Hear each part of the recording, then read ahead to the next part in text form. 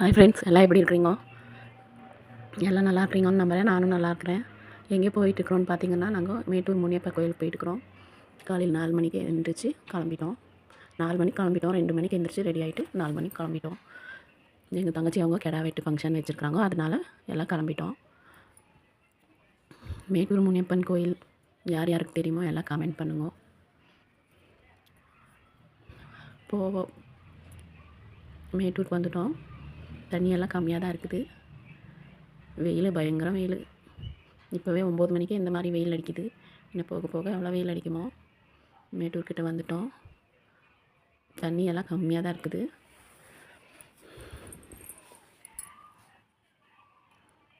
மேட்டூருக்கு வந்துட்டு கோயிலுக்கு கிளம்பிட்டோம். எங்கள் அண்ணா எங்கள் அண்ணி எல்லாம் கோயில் உள்ளே போயிட்டுருக்குறோம். பாருங்கள், இவர் தான் மேட்டூர் முனியப்பன் சாமி, காவல் தெய்வம். மேட்டூர் டேமுக்கே இவர் தான் காவல்காரன். அந்த காலத்துலேருந்து இவர்கிட்ட வந்துட்டாவே ஒரு நிம்மதி கிடைக்கும். சாமி பார்த்ததும் ஒரு நிம்மதி கிடச்சிச்சுங்க. பூஜைக்கு சாமானெல்லாம் வாங்கிட்டு வந்து பூஜைலாம் பண்ணிவிட்டு சாமியெல்லாம் கும்பிட்டுட்டு, தண்ணி பாருங்கள் எவ்வளோ கம்மியாக இருக்குது. சாமியெல்லாம் கும்பிட்டுட்டு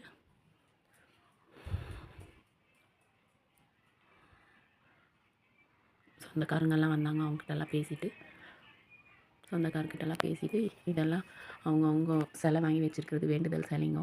அவங்க நினச்சி சிலை வச்சா நடக்குமாம்மா. எங்கள் அப்பா பிறந்த ஊர் இது.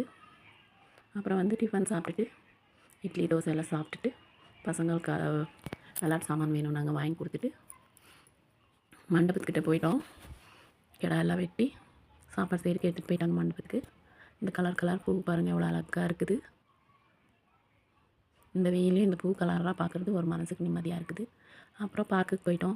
டிக்கெட் வாங்கிட்டு இந்த தண்ணியில் மீனுங்க நிறையா இருக்குது. இந்த கேமராவில் சரியாக அவ்வளோல நல்லா மீனுங்க, குட்டி குட்டி மீன், பெரிய மீன் எல்லாம் நிறையா இருக்குது ஃப்ரெண்ட்ஸ். பார்க்குக்குள்ளே போகும்போது பார்த்துட்டு போனோம். அப்புறம் அங்கே ஆனை சிலை, மாங்காய் மரங்க நிறையா இருக்குது பார்க்குக்குள்ளே. ஆனை சிலை எல்லாம் பார்த்துட்டு இந்த சிலைங்கள்லாம் பார்த்துட்டு போய் பசங்க ஊஞ்சல் விளாட்றதுக்கு போயிட்டாங்க. அவங்க ஊஞ்சல் விளாட்றது பார்த்துட்டே இருந்தோம். ஜாலியாக பசங்க ஊஞ்சல் விளாட்றாங்க. நாம் நெவுலில் மாங்காய் மரத்து கீழே உட்காந்துட்டு இருந்தோம் கொஞ்சம் நேரம். அப்புறம் இங்கே பார்த்தீங்கன்னா மயில், குட்டி குட்டி மயில் நிறையா இருந்துச்சு ஃப்ரெண்ட்ஸ். பார்த்தோம். ஒரு சின்ன சாமி சிலையும் இருந்துச்சு. பார்த்துட்டு குட்டி குட்டி மயில் வெயிலுக்கு எல்லாம் காஞ்சி போயிருக்குது.